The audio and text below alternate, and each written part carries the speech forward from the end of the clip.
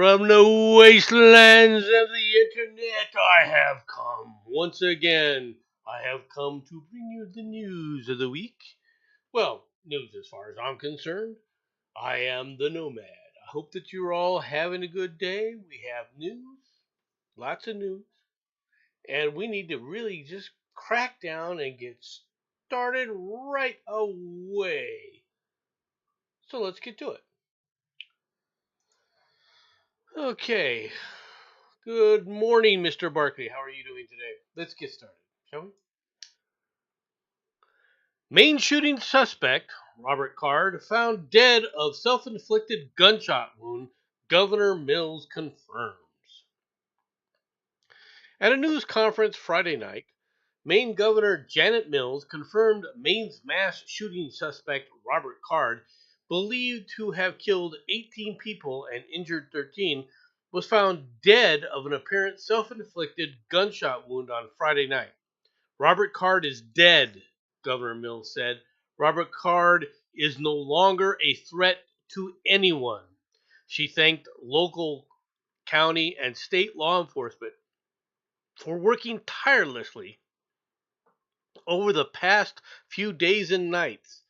Mills also noted that while his death may not hold solace for many, she hopes it allows people to heal. Okay, how's it going, Chris? Um, let's talk about this situation. Okay, there is a lot going on here, and let me get to the second story. Is this for this as well? Main killer Robert Card's ex-wife and teen son were in hiding. Divorce papers ordered guns under lock and key. Robert Card's ex-wife and teenage son were hiding as the manhunt for Maine's mass killer continued Friday before he was found dead of an apparent self-inflicted gunshot wound. Army Reservist Card, 40, is the father of an 18-year-old son, Colby, from his marriage in 2005 to Carrie Lamb, or Cara Lamb, excuse me. Their union ended in divorce 2 years later, according to court records obtained by the Post. Lamb, 39, and her son were understood to be laying low while their ex-husband remained on the loose, wanted over Wednesday's gun rampage in Lewiston, Maine, which left 18 people dead and 13 injured. Lamb was not at her listed address on Friday, and a neighbor said he hadn't seen her. She declined comment when contacted by phone. Early reports claim Card may have been trying to locate an ex during the deadly rampage at the restaurant and a bowling alley in Lewiston on Wednesday night. Card's sister told investigators she believed he may have been looking for his ex-girlfriend when he was accused of shooting up the spare time recreation bowling alley and Semengi's bar and grill. It is unclear if Card's sister was referring to Lamb or a more recent ex. Other members of Card's family acknowledged that he had been struggling with mental health in recent months and thought he was hearing voices. All right. Now, hello, Dark Star, welcome. Okay. This guy was under a court order to have all of his guns locked away.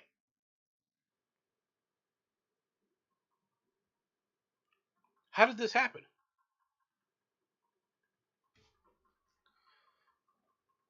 I'm trying to point this out so that people understand my point here. I'm not saying he should have been allowed access to the guns. I'm saying that they had done the right thing. They said, look, we're going to have to remove the guns from this guy's, you know, possession. And it failed. Do you get that? The law failed. If the law had been correctly applied, this couldn't have happened. all right, if this law couldn't have happened, then how the hell do people think anything else is going to fix any of this?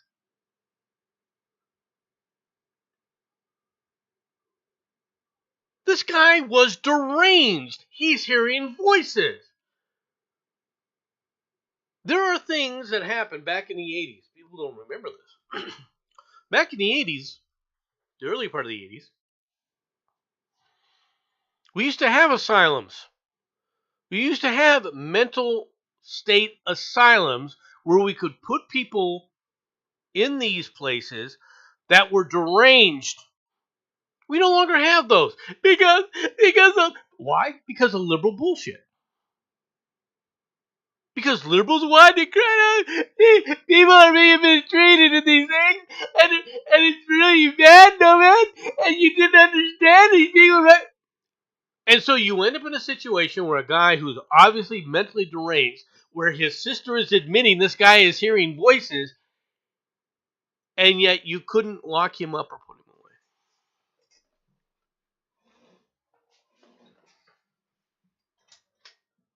You couldn't lock him up. You couldn't isolate him.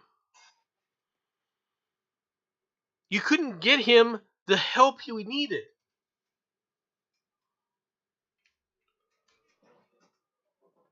FBI first stories that they think that he was a sheep taxi. I don't know the situation. I wasn't there. Okay. I'll be honest with you. It seems a bit excessive that 18 people died. Okay. I have a feeling that there are more than just this going on. Okay. But gun control isn't going to fix this. Banning AR-15s isn't going to fix it. How come we're not seeing this situation get any better because these deranged people are not being held accountable? They're not being taken off the streets where they can get actual help from people. Why? Because the same people who everyone's been talking about, oh no, we need to have this, instead of actually doing their jobs. Tell me, this guy was seen by a healthcare professional. Tell me why the healthcare professional isn't being questioned right now for why he let this guy loose. Why wasn't this guy immediately admitted and kept in an insane asylum or in a mental health facility? We don't want to call them insane asylums, all right? For an extended period of time.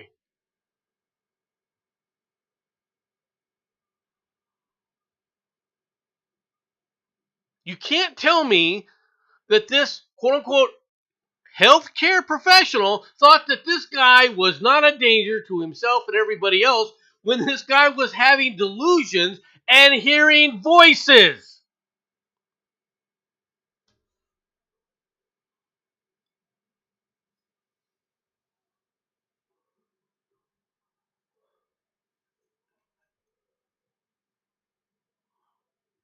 This guy was obviously deranged.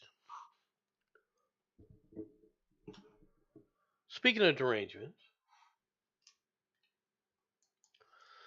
trail of destruction left by Israel's night of rage. Hundreds of buildings in Gaza are turned to rubble by an airstrike blitz with IDF troops still inside. Enclave in rolling start to invasion with more tanks lined up at the border. Gazans who have refused to leave the north of the enclave despite Israeli warnings to do so are living in a state of panic, fear, and chaos. How can you be living in a panic, fear, and chaos when you refuse to leave? That is just absolute, utter nonsense. Shocking images are leaked out of the Palestinian occupied territory. How?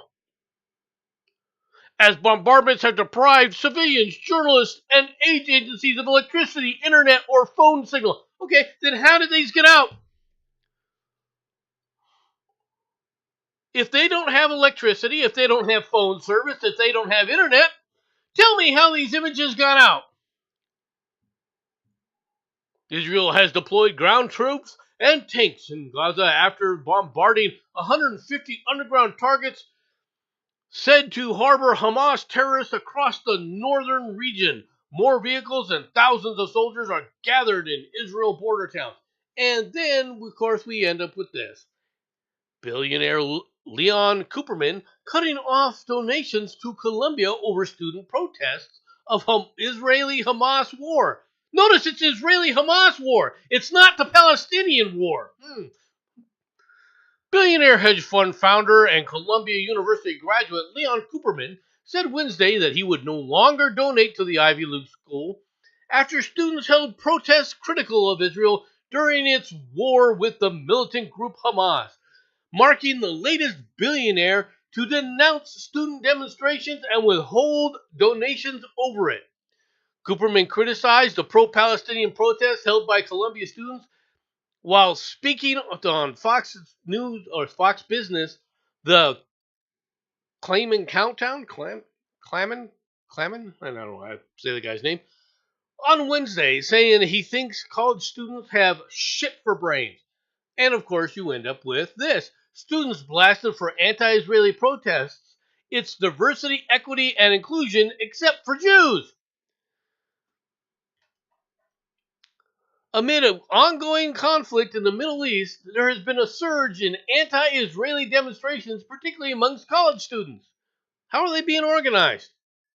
There have been massive protests and other anti-Semitic actions from students at several of the nation's premier institutions, like Columbia, Harvard, and New York University. New York University is a premier institution? Don't think so. However, many students are speaking out against universities for, for allowing and, in some cases, empowering these demonstrations. It's really interesting to me because they were teaching DEI and they were teaching diversity, equity, and inclusion. And it's diversity, equity, and inclusion except for Jews, said Georgetown law student Julia Wax, all right, on The Big Money Show. Anti-Zionism is anti-Semitism. Sympathizing with Hamas and calling them a resistance group when they are a terrorist organization is inherently wrong and anti-Semitic. Okay. No. Okay. It's not inherently anti-Semitic to sit up there and say that you don't like Israel. Okay? It's not. But that doesn't mean that you stand around and you try and play the pox on both houses game, all right, that too freaking many children on the internet, all right, seem to be willing to do. And I'm going to call you guys, who if this offends you, I'm going to call you children, because it's childish to compare what Israel's doing now with what Hamas does. And I'm going to go one step further. Because I'm sick and tired of everyone wanting to use the term Hamas. If they're at war with Hamas. Oh, innocent women and children are being killed. Innocent civilians. Oh, innocent civilians. Tell me. I would like all you people out there, please, someone tell me. Okay? How do you identify a Hamas member? Does he wear a special uniform? Does he walk around, all right, in a big blazing banner that says, I am Hamas? Or does he look like every other freaking Palestinian walking the street? Because if he's walking around on the street looking like every other quote-unquote civilian, guess what he is? He is technically a civilian. Or, if you apply the rules of war, he's a spy and he's subject to summary execution. For all those people who want to Geneva Convention, laws of war. Where are they all? Where's the UN demanding that the Palestinians abide by the code of war, the law of war? Where are they all?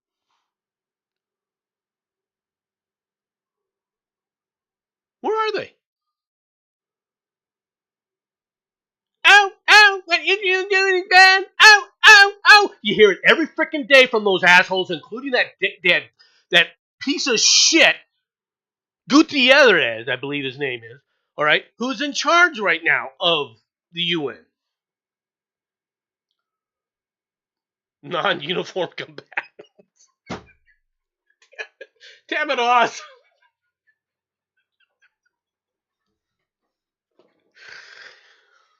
I thought it was a 308, not an AR-15 style or an AR. There's a lot of questions about what the other guy did used. All right, it doesn't really matter. Like I said, the guy had been on the radar as being mentally deranged. All right, he was hearing voices. Why wasn't he put away? I mean, we realized he was a danger to society, and we did nothing because it's so.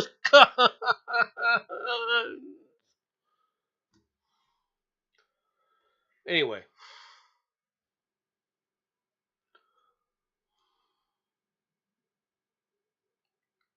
Obama might say that they're freaking moderate freedom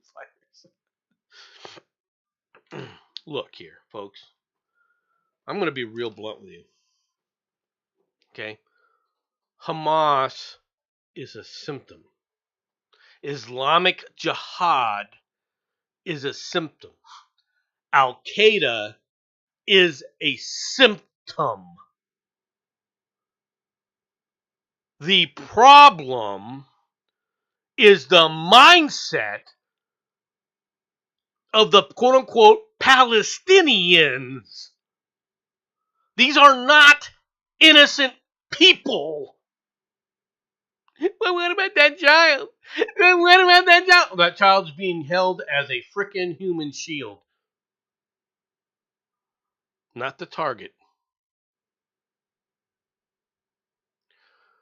It's about time people came to the understanding that this is a culture war, that this is a war, okay, that you're not going to be able to win, all right, by walking around and going, I just want to pinpoint this target guy here and pinpoint this target guy over here, when it's the whole group of them that are the issue.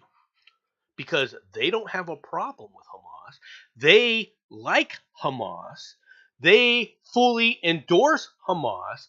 They are willing to suffer under Hamas's regime to the point where Hamas cuts water pipes meant to bring them fresh water and turn them into missiles, and the populace does nothing, all right, but support that.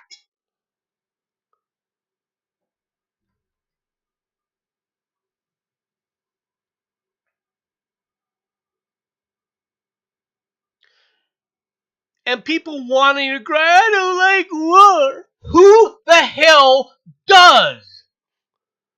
But guess what? Sometimes war is necessary to defeat evil like this. Or would you have preferred, in your freaking little living litter sense or childlike stance, Aiden, all right, to sit back in World War II, just sit back and let Hitler take over everything and go, I'm against war. Was that your preferred stance?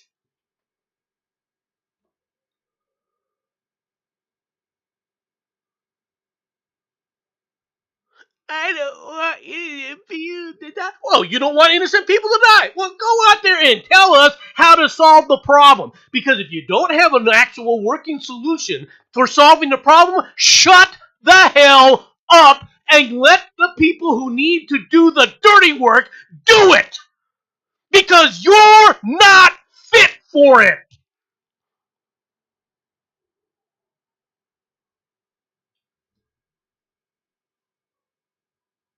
All you gotta do is shut your mouth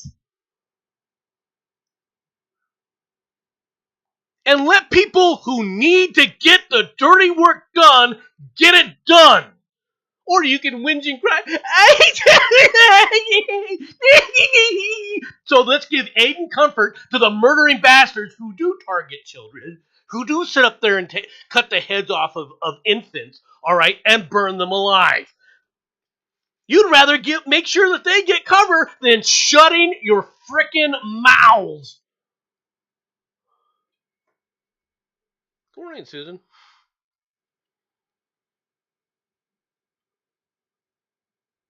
You've got to convince the populace, not Hamas. You've got to convince the populace that they can't continue to live the way they want to live with murdering bastards, sending out murdering bastards because they don't like how somebody else wants to live.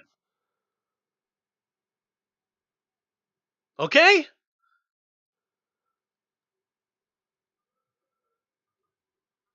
Speaking of that, Berzenko, we will shoot down Elon Musk's satellites if he continues to help the Ukraine. Russia's advanced technological capabilities have been put in a position to potentially target and neutralize American satellites that play a crucial role in aiding the Ukrainian army. However, the repercussions of such a move are profound and include a considerable escalation of the ongoing conflict, along with the inevitable expansion of the conflict zone. The prospect of this action looms on the horizon, serving as a reminder of the volatile nature of the situation. This observation was recently articulated by military journalist Alexei Borzenko during an interview with Pravda Radio. We'll just say Pravda, right? As the geopolitical landscapes continue to evolve, monitoring and addressing these developments will be of utmost importance to the global community. If Elon Musk's satellite system continues to get in the way, I think we will just ask him, dude, do you want us to shoot down your satellites in space? The SS-500, which is currently replacing the SS-400, is a space-based system and anticipates shooting down satellites. Okay. First of all, the Russians' technical capability of shooting down satellites is based on a spray and pray approach. Basically, you go out there with a massive shotgun and throw a bunch of frickin' ball bearings in the area, littering the area with ball bearings, all right, to basically run into the satellites and destroy them. There are hundreds of Starlink satellites. They are the size of lunch boxes, okay? That's an awful lot of duck hunting that the Russians are claiming to be able to do. I'm sorry, no. That's not that's not going to happen, folks. All right, you're not going to sit up there and take on those satellites, and those are not the satellites they're going to target. They're going to target the actual intelligence satellites, right? And then they go, "Oops, we were really trying to hit the Starlink satellites." That's what's going to happen if they actually go through with this. By the way, okay, according to everyone else, the Ukrainians are winning. They're winning victory at the victory. Okay, we'll see.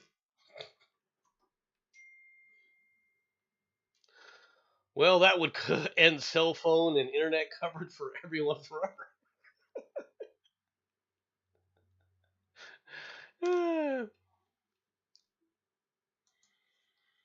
Utter destruction. Hurricane Otis kills 27 as a Category 5 storm hammers Acapulco, leaving flooded streets, ripped houses, ripped roofs off homes and hotels, submerged cars, and cut communications, road, and air access. Aerial footage has emerged of the devastation of Hurricane Otis caused in Acapulco after the storm ripped through the city. At least 27 people have died after 165-mile-an-hour winds caused power outages, widespread flooding, and debris across the area. Desperate residents have turned to looting supermarkets left in disarray, with pictures showing locals taking bottled water and food from ransacked shelves, while others have packed their belongings into plastic bags in the hopes of finding safe shelter. Due to the severe winds that Otis brought with it, it is now on record as the strongest landfalling Eastern Pacific tropical cyclone hurricane. Okay, the disastrous weather front was centered about 155 miles southeast of Acapulco, and its rumored ruinous effects were also moving north by northwest at 9 miles an hour. And you can see how some of these areas have really fared. All right, doing this now. Acapulco used to be a playground for the rich and famous, folks. This is where a lot of back in the 70s, right? It was a premier location for the rich and famous. ABC News, ABC Sports News, actually, every year used to feature contests, all right, where they would rate the Acapulco cliff divers, right? Well, these people would dive off the edge of this cliff into the water at a certain time of year, and they would give them scores, diving competition, worldwide diving competition in Acapulco. Now, to be honest, it's more a haven of the drug lords, which is why people now talk about honeymooning instead of Acapulco. They now honeymoon in Cancun or other areas because they've taken care of. I wish I had weed. Let's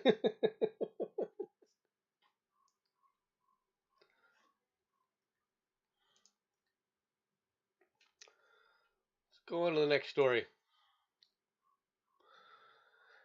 8 people dead after more than 160 vehicles crashed alongside Louisiana's I-55 amid dense fog, officials say. And we have some pictures here. Let's see if this thing will play. It looks like commercial will play. And while the commercial is going on, we will sit up there and read this. An 8th person has died after a slew of crashes Monday along Interstate 55 in Louisiana's St. John the Baptist Parish. That was involved at least 168 cars, state police said. At least 63 people were injured in the crashes, the Louisiana State Police said in a news release on Tuesday. More than 25 of those were taken to hospitals with injuries. And we can go back up to this now and take a look at this, the devastation, and see the fog. These are the people, oh my goodness, cars on fire, semis on fire. Quite the pile up here with all the different things that were going on. You can see the wreckage and the carnage. Cars were on top of cars. All right. It was a bad scene. There's no doubt about that. Okay.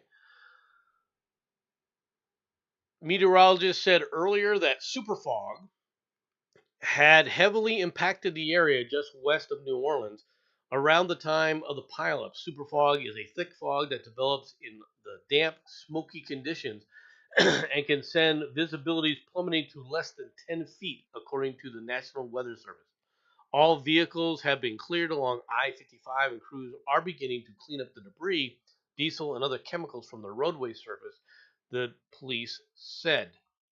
After the cleanup is complete, the northbound and southbound lanes of I-55 will remain closed until the Louisiana Department of Transportation and Development conducts a damage assessment on the bridge at the crash site.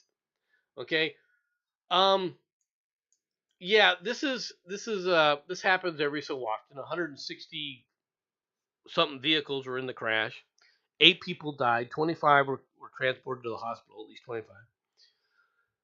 But I want to mention something here.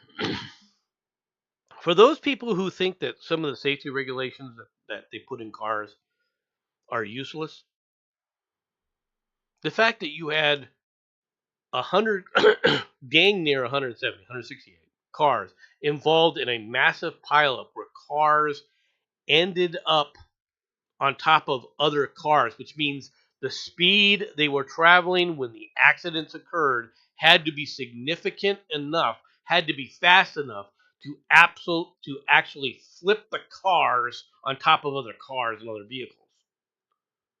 Okay? Now, there's two things that can lead to this. One, the vehicles are lighter, so it's a little bit easier. But two, the fact that only 8 people died. I know people don't want to hear this, but it shows just how good and how safe American cars really are. Because if this had happened somewhere else, if this kind of incident had happened in Germany, most of the people would be dead. There would be 50 or 60 people that are dead. I seen a movie that there were giant bugs in the fog. It was the bugs. I don't think it was the bugs.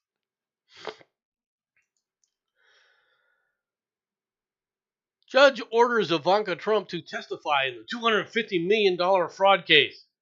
The judge overseeing the $250 million civil trial against Donald Trump and his company ordered the former president's daughter, Ivanka Trump, to testify in the case.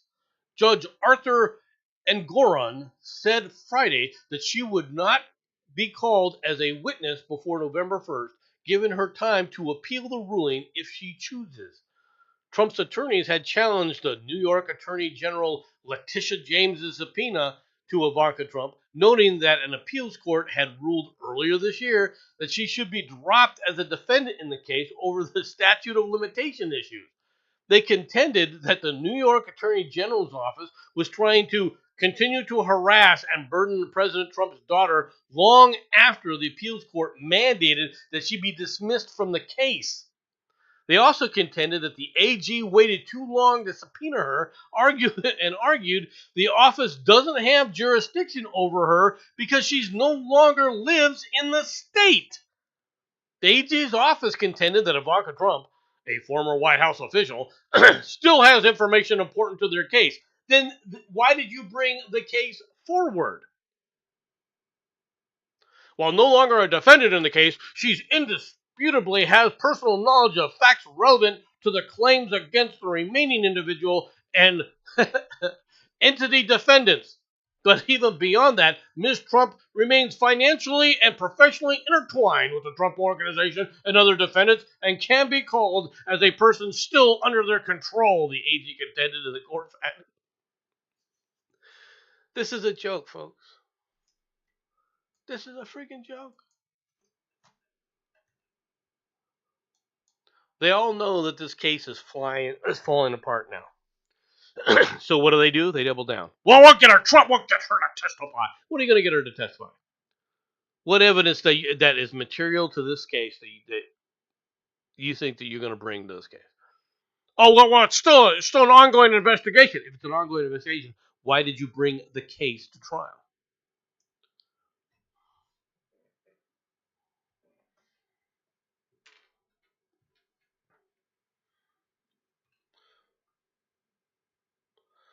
Louisiana used to have drive-through bars. Speed was a factor there. People in Louisiana drive like F-tards. People everywhere drive like F-tards when you hit weather, and that's a problem, right? The problem starts with the fact that somebody sees a fog, they start slowing down, uh, knowing that there's people behind them doing 70 miles an hour, right? And even if they slow down to 50 or 40 as they start to slow down, the person who slammed on the brakes is now going to cause a huge issue because people aren't going to have time to react. That's part of the problem. But it's just a single part of the issue that can occur. Okay, it's unfortunate. Any loss of life is unfortunate, but to be honest, these kind of things, while they sound avoidable, really the way human beings are, they're not. They're avoidable in the sense that they could be avoided, but considering humanity as a whole, I don't see it. Literally one for the road.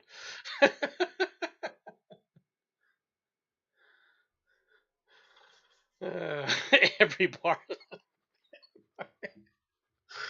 Mr. Barkley. In a bit of good news today, CNN airs clip of the very first broadcast as a network bids adieu to their Atlanta headquarters.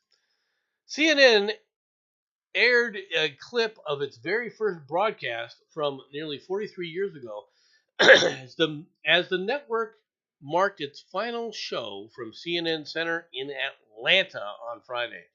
We anchor the show out of New York, but the control rooms of the show and much of our editorial staff has always been in Atlanta at the iconic building at the CNN Center known as CNN World News Headquarters, said anchor Kate Boudon.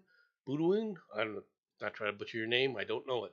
Starting Monday, our team will move to a new home just a couple of miles away. But the new home is actually the place where CNN founder Ted Turner started the network back in the 1980s.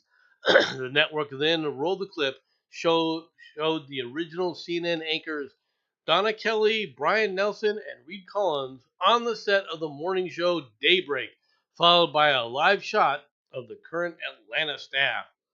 As our team says goodbye to the. Okay, basically, CNN is closing their main headquarters in Atlanta. Now,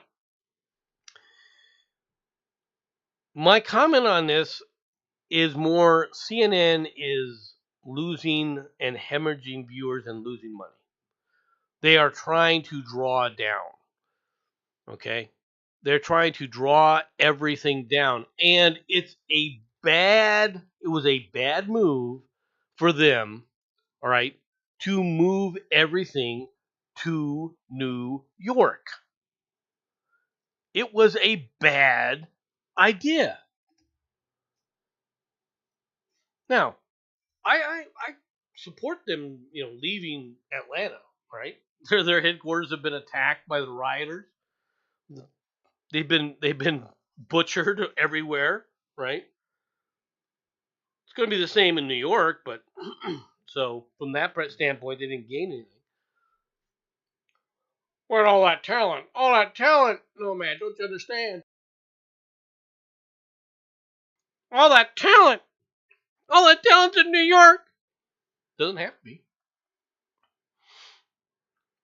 There's nothing stopping them from doing the freaking show in the middle of nowhere, Nebraska.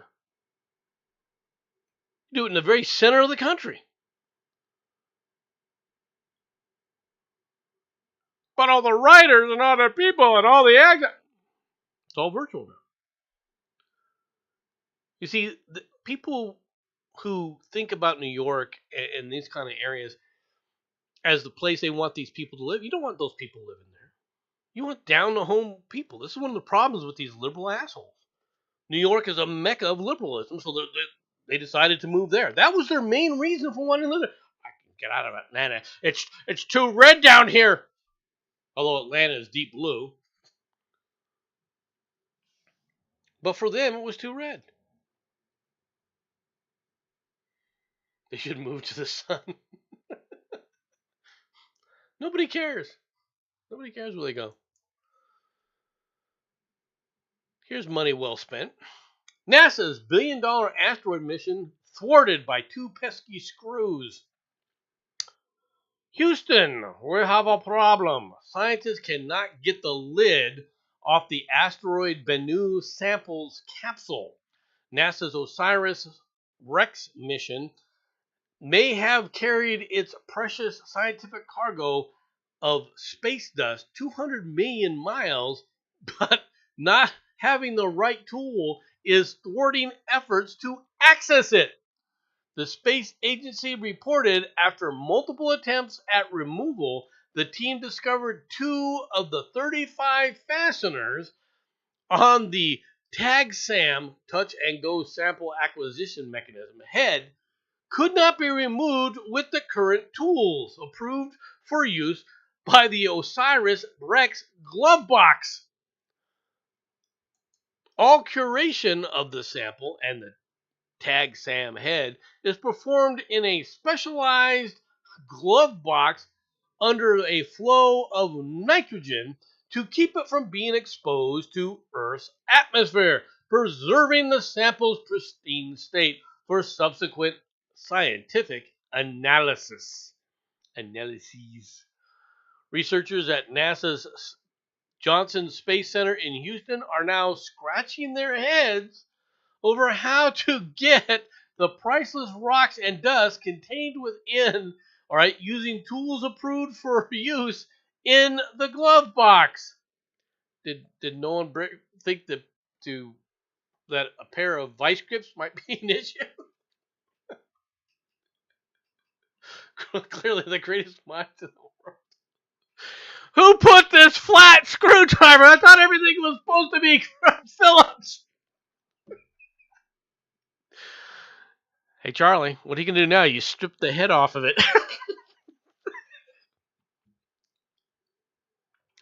The tools for any proposed solution to extract the remaining material from the head must be able to fit inside the glove box and not compromise the scientific integrity of the collection or any procedures that must be consistent with the clean room standards. Look, I think that a pair of vice grips might do the job. Oh, that's even better. They're using a hex bolt.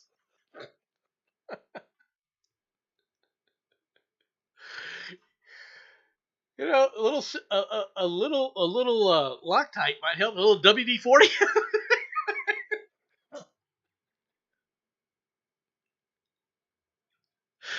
I know some good old boys that can take care of this problem. I'm telling you right now.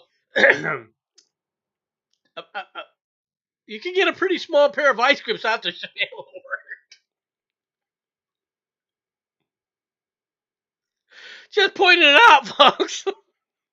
I think a pair of ice grips will do the job. Look at these things, right? I'm sorry, but a pair of freaking. First thing is, can someone put in a brush, all right, so you can brush the dirt back?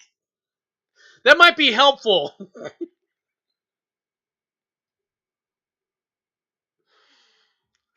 Can of WD-40 might help. Just put it out there.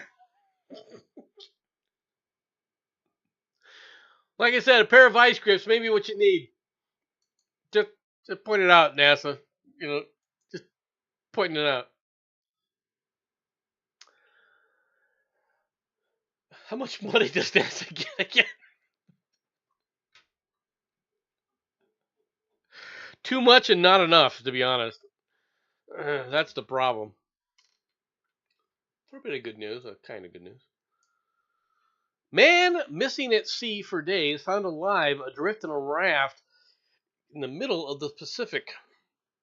A mariner whose boat went missing at sea several days ago off of the Washington coast was found alive adrift in a raft dozens of miles from shore, the U.S. Coast Guard said. A second man remains missing. The 43-foot evening left Westport, Washington on October 12th with two people aboard, according to the Coast Guard. The boat was scheduled to return home on October 15th, but never made it. The Coast Guard was identified of the missing vessel earlier this week. So 2 weeks later, you guys decide to tell somebody? Just 2 weeks? It took you 2 weeks to figure out where you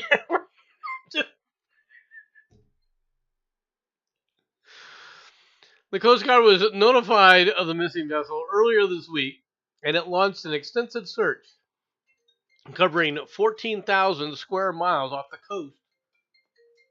Oh, excuse me while I get rid of that right there. Um, Off the coast. However, on Thursday night, another vessel found a life raft about 70 miles northwest of Cape Flattery in Washington, west of Vancouver Island.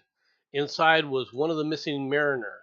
Good Samaritan vessel contacted the Canadian Coast Guard, which flew the man to British Columbia for treatment. Okay, and so this here shows you the thing there. The Coast Guard said he is reported in stable condition.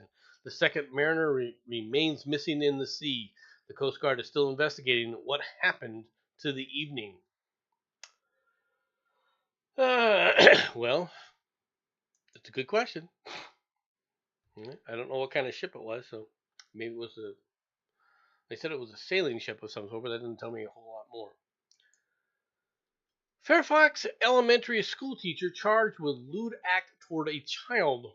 A teacher in Fairfax, Virginia's elementary school has been charged with a disturbing child pornography, or with distributing, child pornography and exposing himself to a preteen girl on the street, police said.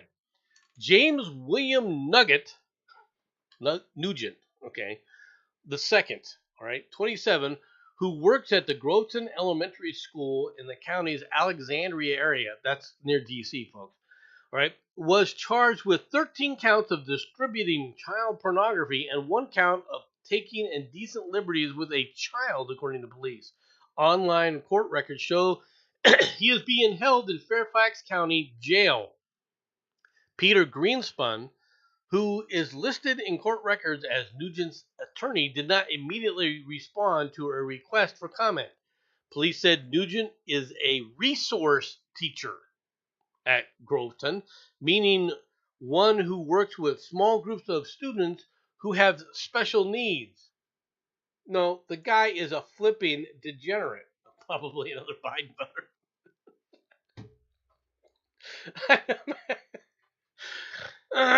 Mr. Barkley. Chris. No judging, all right, the political proclivities of people.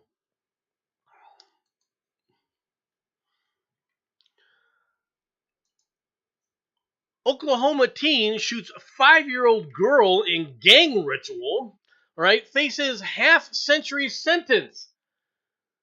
Noah Nay, 16, confessed to 12 counts, including or involving firearms, drugs, gangs, theft, and assault, and received a 50-year sentence. Noah Nay, 16, received a 50-year sentence for shooting a 5-year-old girl in the neck during a suspected gang initiation.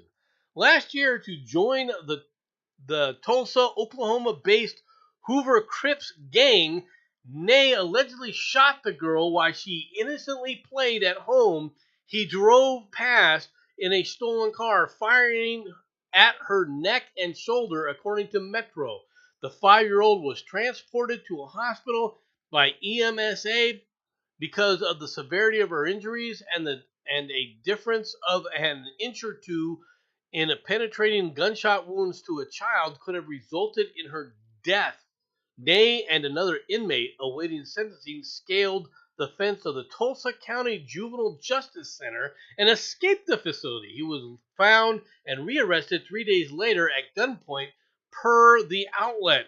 The teenager, who has a youthful appearance and stands 4'9", exhibited repeated bad behavior in jail, such as smearing feces on his cell wall and attempting to escape while detained. The court was informed that the teen has a criminal record dating back to middle school years. It was also revealed that by attorneys, that Nay's parents both have criminal histories, with his father having multiple prison stints. That's immaterial to the little creep, all right, and who he is. In court, Nay's mother acknowledged that Nay displayed cruelty to people, all right, animals, but attributed his behavior to her failings. Nay confessed to 12 counts involving firearms, drugs, gangs, theft, and assault, and received a 50-year sentence. The judge scheduled a review of his sentence for 2028, during which a decision will be made about the potentially reducing the term if he shows remorse and reform. J. Edgar Hoover gang. This was the Crips. So, on to the next story.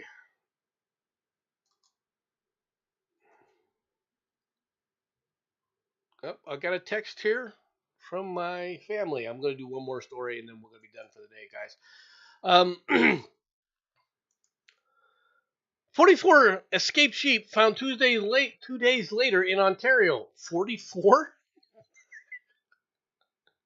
Police in Ontario said a flock of 44 sheep escaped from their owner's farm were located on the road 2 days later. The 44 sheep went missing Tuesday from the Day Road County Road 10 area in Beckwith Township. Police said on social media Thursday that the sheep have returned home and are in good health. The owner contacted us just after noon to say that the sheep were located on a road near their residence, all in good health, all accounted for. There's no evidence to suggest that they were stolen. They were bone dry, all right, when found, despite recent wet weather.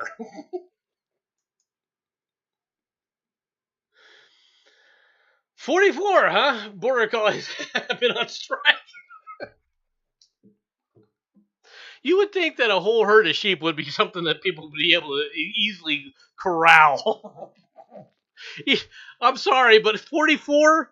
You think they'd be able to see 44 sheep roaming around? It wouldn't take you 2 days to locate them. Then again, I'm not a sheep owner. Anyway, hope you all have a good day, and I'll talk to y'all later. Appreciate y'all coming out. Did have to cut this a big short. Looks like there's some issue going on. I will talk at you all later. Thanks for coming out, everybody. Hope you all have a good day. Talk to y'all later.